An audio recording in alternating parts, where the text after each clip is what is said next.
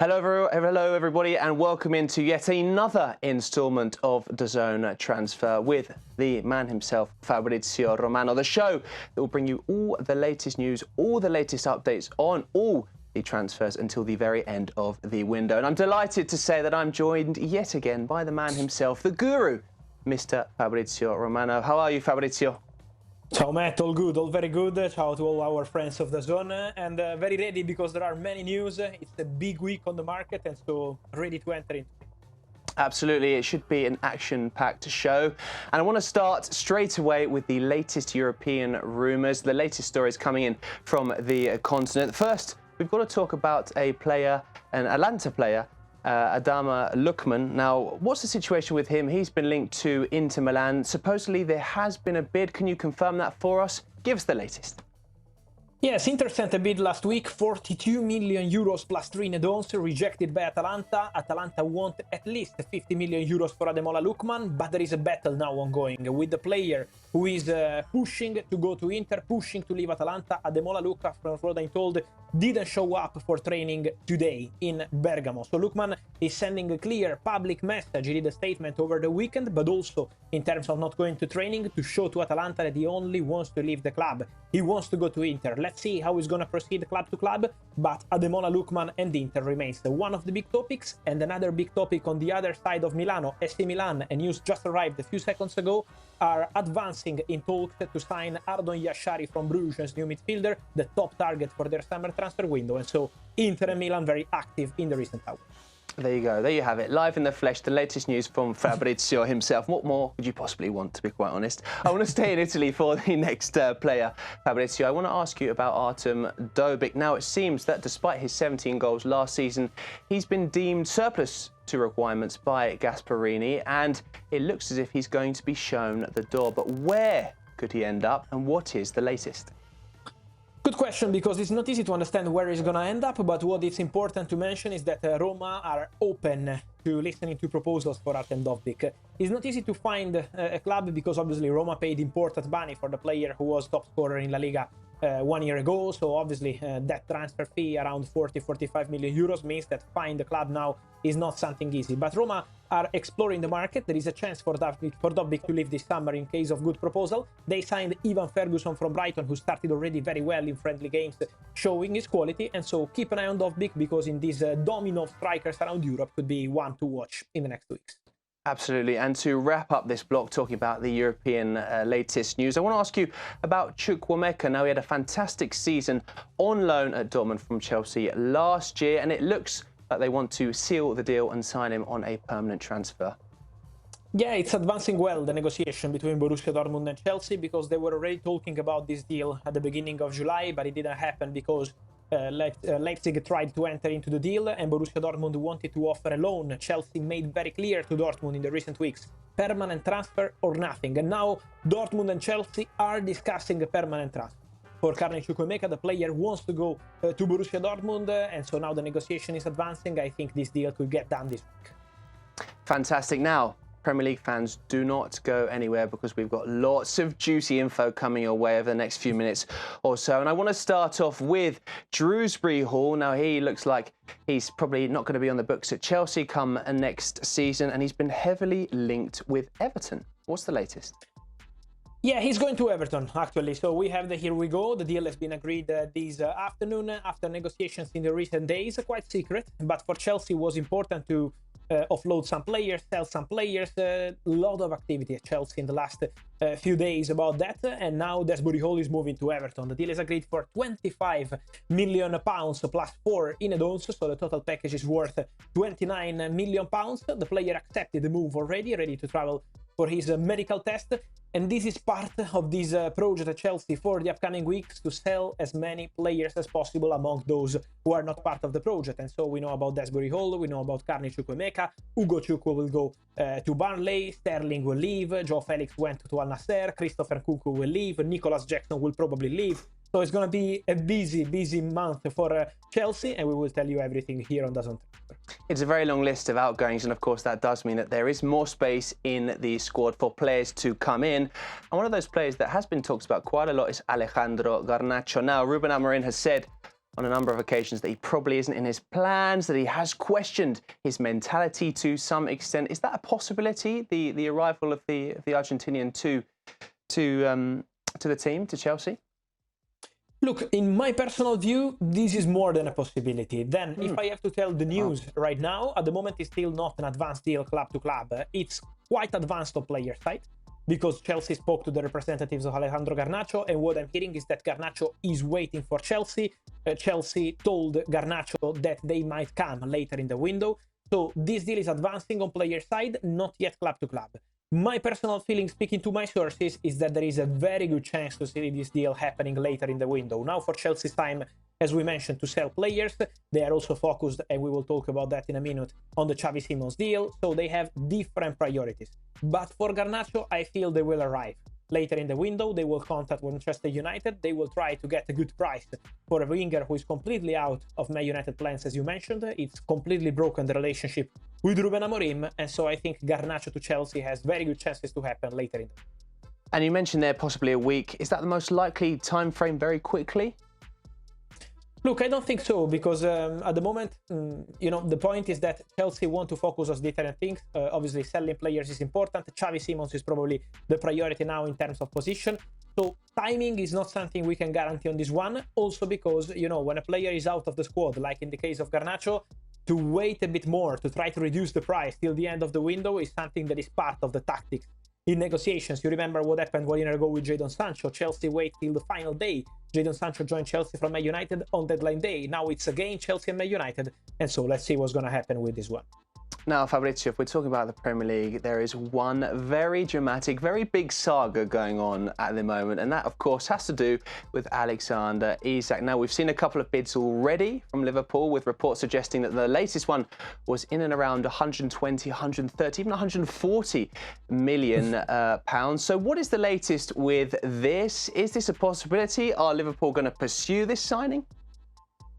Yes, my answer is yes. Liverpool are still there, Liverpool are still trying, but this deal completely depends on Newcastle. So if Newcastle in the next days or weeks, first point, will be able to find a top striker, and so a replacement for Isak, and then second point, decide to open the doors to the exit of the player, Liverpool will be ready. Liverpool are ready. They had a bid rejected last week, but Liverpool would be prepared to return with a new proposal, so that's not an issue. Liverpool are ready to go for Alexander Isak. Now, it depends on Newcastle, what Newcastle want to do and what Newcastle can do in terms of negotiations to bring in a new striker. So that's the domino. Isak is waiting, no problem on the agreement with the player. He wants to go to Liverpool, but now it's club to club the point, and it's in the hands of Newcastle. That's very, very interesting. And obviously Liverpool mean business in this transfer market. They spent a lot of money, and particularly in reinforcing the attack. We saw the arrival of Etiquette and now possibly the arrival of Isak. Now, what could the implications mean for a player like Darwin Núñez, who has been rumoured to be possibly leaving the club as a result of this? Yeah, he scored today in a friendly game against Athletic Bilbao, but at the same time, I still expect him to go. I still expect Darwin to leave Liverpool in this transfer window. He's showing how professional he is till the very end. He knows that he's going to leave, but at the same time, he's still performing at good level. But now Al Hilal are pushing to go for Darwin Núñez. They made contact with the player. From what I'm hearing, also the manager of Al Hilal, Simone Inzaghi, had a direct contact with Darwin Núñez. They presented their project. They made a contract proposal to the player. Now it's important to understand if Darwin Núñez decides to accept this proposal, because club to club, my understanding is that there is going to be no problem. Liverpool are prepared to sell Darwin. He wants to go, but now depends on the financial agreement between Al Hilal and Darwin Núñez. So negotiations are ongoing. Let's see what's going to happen with this one, but I see Darwin. Now, Fabrizio, the last player I'm going to ask you about is Benjamin Sesko. Now, he's another player that's been linked with a lot of clubs earlier in the transfer market with Arsenal. He's also been linked with United, and more heavily in recent days with Newcastle United. Where are we with this? Please, Fabrizio, tell me, what is the latest? Look, this story, I told you for Alexander Isak that that one depends completely on the club, on Newcastle, and Liverpool are waiting. This story of Benjamin Sesko completely depends on the player, because now he's the player who has to decide whether he wants to go to Newcastle, be the superstar of the club, play Champions League football immediately, get important money in terms of salary, commission, and all the rest, or go to Manchester United with the history of the club, a new project and different vision, obviously, at Manchester United. So it's the player who has to decide what he wants to do. In the recent days, we heard many different stories. Dan deal with Newcastle, agreed with United, many conflicting reports. What I can guarantee to you that as of tonight, Benjamin Sesko is still not decided. He's talking with his family, he's talking with his agent. It's an important decision for his future. What I can add to this point is that Newcastle are prepared to pay whatever it takes to sign Benjamin Sesko. So they're prepared to match the price tag wanted by Red Bull Leipzig. They're prepared to match the contract request by the player. Manchester United financially are in a different position. So in that case, they would have to negotiate. But they also told Leipzig that they're prepared to bid if the player decides to join them. And so the battle is ongoing. It's 50-50 between Newcastle and United, depending on Benjamin Sesko. Well, it looks like it's going to be a fierce battle for his signature indeed. And now, Fabrizio, it's time for our favourite part of the show. It's time for the Here We Go Metro.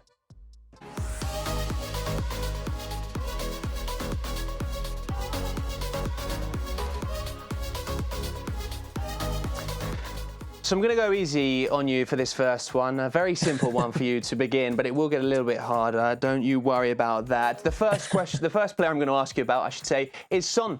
Of course, it looks like he's pretty much confirmed that his 13-year relationship with Spurs is coming to an end. An absolute legend. And now he's going to continue his career over in the States.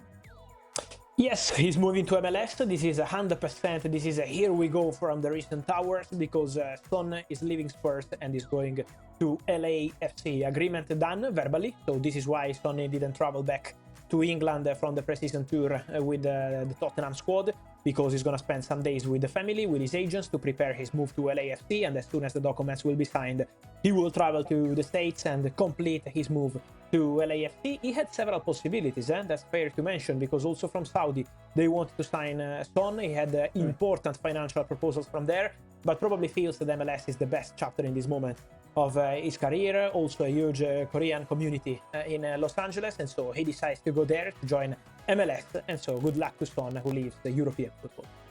A truly sad story for all Spurs fans, and a real legend, 173 goals and 101 assists. A spectacular legacy he leaves behind. I want to ask you now about Fermin Lopez. Now, there have been some reports, perhaps questionable ones, I'm not sure you will confirm that for us, that there's been an offer on the table from Manchester United. Is that true?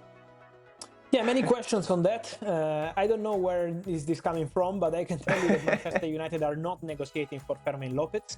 I can tell you one more thing. Okay, for this deal I give a 5%, because you never know in football, but trust me, in this moment there is absolutely nothing. Fermin is very happy at Barcelona. He extended his contract in November last year, so at the moment the situation is completely quiet and I don't see Barca selling Fermin. But I can tell you that Manchester United are looking for a midfielder in the market. So the priority is now the striker. We know there might be also some movement for a new goalkeeper, depending on opportunities. But depending on opportunities, Man United could also move on a new midfielder for the final weeks of the window, because Ruben Amorim feels that a defensive midfielder could be one of the additions for these final weeks. And so in case they find an opportunity on the market, keep an eye on United. But that player is not going to be Fermin Lopez. So that particular move might not look too possible, but one that does look increasingly likely is Xavi Simmons to Chelsea. Give me your percentage. Is it a high one, Fabrizio? Last week was 70%. Then I spent the whole week on my social media accounts replying to people, resharing our video from DAZN Transfer and saying, you said 70%. I said, okay, let's do 75 around Thursday, Friday. Today, Monday, I give you a new percentage, and it's 80%. For Xavi Simmons to Chelsea, because this deal is looking increasingly likely, because the player wants to go to Chelsea. He didn't train with the Leipzig squad in the recent days. He was not part of the friendly game over the weekend. He told very clearly to Leipzig that he wants to go to Chelsea. He wants to make his move. He's not going to sign a new deal at the club. And so I think this deal at the end is going to happen. There's still some work to do club to club. The negotiation is advanced, but as I told you before, Chelsea want to sell some players before signing new ones for these final weeks of the window. But Xavi Simmons is a priority. Xavi is waiting for Chelsea. So my understanding is that deal has very, very good chances to happen. 70% last week, 80% this week, perhaps next week 90%. Keep a close eye on that one. The last one, the penultimate one, I should say, is Zaberni. Now, we've talked about him as well quite a lot over recent weeks, and I think the percentage perhaps is even a little bit higher than it was a few weeks ago. Yes, because the percentage for Zabarni to Paris Saint-Germain now is 90%. 90%. They are really discussing about small details, small amount of money for this Zabarni transfer. PSG are around 65 million euros. Bournemouth wants 70. They are now talking about the payment terms and all these kind of details. But usually when a deal reaches this stage, it means that it's going to happen sooner than later. So Zabarni wants to go to PSG. He also received some call from Premier League, but his priority is to go to Paris Saint-Germain already since May. I remember at the beginning of our DAZN transfer show before the Club World Cup, we made it very clear. The player wants to go to PSG, and this deal is looking increasingly likely. I think in the next days, it could be completed. As you say, as you've pointed out on a number of occasions, the will of the player is quite often the most important factor in these deals. And the last one I'm going to ask you about is perhaps like random one that might come as a little bit as a surprise to the viewers at home. It is Mason Greenwood to Al Nassr. How much truth is in that? What percentage can you give us? Look, my percentage is not so high as of today, because I can confirm that Al Nassr appreciate Mason Greenwood, and Al Nassr would love to go for Mason Greenwood. This is something I can tell you. So if there is a chance, they would love to go for him. But from what I'm hearing, Marseille don't want to lose the player. They're asking for important, maybe crazy money. And so for Al Nassr looks unlikely in this moment. I would say a 10% as percentage for Mason Greenwood to Al Nassr. Let's see, because the market sometimes can change these percentages, but at the moment it's 10% because Marseille are asking very big money and Al Nassr are not prepared to pay that. Fantastic, very interesting indeed. And now as we approach the final parts of the show, it is time for Fabrizio Responds. Now,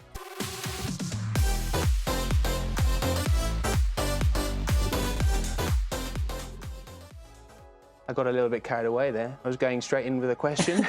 I'm so desperate to know the answer, I went straight for it. Let me ask you about Rodrigo Goes. Now, the question is, you're seeing it right there on your screens. Will Rodrigo remain at Real Madrid this season? Please tell us. Lots of people want to know, Fabrizio. I know, and I can tell you one thing, that we heard many things, many reports about Rodrigo on tons of clubs, but while he was on holiday, the message I was getting from people close to Rodrigo is that for Rodrigo to leave Real Madrid is not something easy at all. Rodrigo loves Real Madrid. Rodrigo loves the club, the fans, the city, his teammates, everyone at Real Madrid. So obviously the Club World Cup has been tough for him. Not playing as a starter for 5 consecutive games for a player of the level of Rodrigo is not easy. But at the same time, he still feels that he can have the chance to play for Real Madrid, to compete for a spot, and to be an important player for Xabi Alonso. So at the moment, there are no negotiations with any club, no bids on the table. Then, I think in the market, maybe there could be a different kind of domino depending on what happens with Alexander Isak. I think Isak is going to dictate what's going to happen in the market in the next weeks. So let's see what happens there. Maybe that can change the story around many players. But at the moment, for Rodrigo, I can guarantee that there are no active negotiations and that the full focus of the player is still on competing for his spot at Real Madrid. It remains to be seen whether or not Rodrigo can recover some of that spectacular form that we saw a couple of years ago. The version that we're all so desperate to see of him in a Real Madrid shirt. Now, the final question I have for you, Mr. Fabrizio Romano, is what is the situation? What is happening with El Divo, Emilio Martinez? What is the situation with him? He's become somewhat of a cult hero at Aston Villa. Where are we at with that? Yeah, hero at Aston Villa, hero a hero everywhere, Dibu Martinez, but at the same time, it's not easy for Aston Villa to accept what Manchester United have been offering this summer for Emi Martinez, because 2 weeks ago, almost 10 days ago, Manchester United approached Aston Villa to talk about Emi Martinez and also Ollie Watkins before going for Benjamin Sesko, but in that case, Villa have been very clear. They don't want to sell Watkins, and for Dibu Martinez, no intention to accept a loan deal or something like that. Manchester United wanted to do an eventual loan with an option to buy. Villa said, forget about that. We want important money. The request, from what I'm told, was around 35, 40 million. So too much for Man United in this moment, also because they want and they have to spend money on the striker. And so at the moment, the situation has gone quiet. I can tell you that El Dibu wanted to go to Man United eventually. He's not asking to leave Aston Villa. He's still in very good relationship with the club. If there was a chance to go, he was open. But at the moment, between clubs, he's still far away. So not an easy deal at all for Manchester United. Fantastic. Well, we'll keep an eye on that one. And to wrap up the show, sadly, it's coming to an end. Sorry, everyone. But we are finishing, as always, as we always do, on a bombshell. Fabrizio, take it away. Our final bombshell is about Rodri, the Ballon d'Or, the Manchester City legend, the Spanish legend, and it's important to mention that Manchester City are working on several contracts. They are going to extend the contract of Ruben Dias, agreed today, Nico O'Reilly, agreed last week. The next one they want to wrap up is the contract of Rodri. So Manchester City are prepared to send a new contract proposal to the player, valid until 2029. Remember that current deal is valid until 2027. So Manchester City are going to push in the next weeks and months to reach an agreement with Rodri over new deal. Then it's going to be up to the player whether he wants to sign that new deal and so commit his future to Manchester City, or maybe consider what he wants to do for the future. We always have these Real Madrid links. Obviously, they love Rodri, but who doesn't in football? It's absolutely obvious. And so this depends on Rodri, but new contract proposal from Manchester City is ready, and let's see how these negotiations will continue. Well, I think that's a fantastic way to end the show. As always, Fabrizio, it's been an absolute pleasure. Thank you very much for coming on. I don't know how many notifications have you got over the course of the show? Too many to count, right? But it's fine. yeah, thank you. Thanks a lot, and see you soon, as always, here every Monday on DAZN Transfer. Absolutely, and thank you to everyone that tuned in at home. Remember, DAZN every single Monday at this time with all the latest news with regards to the transfer market.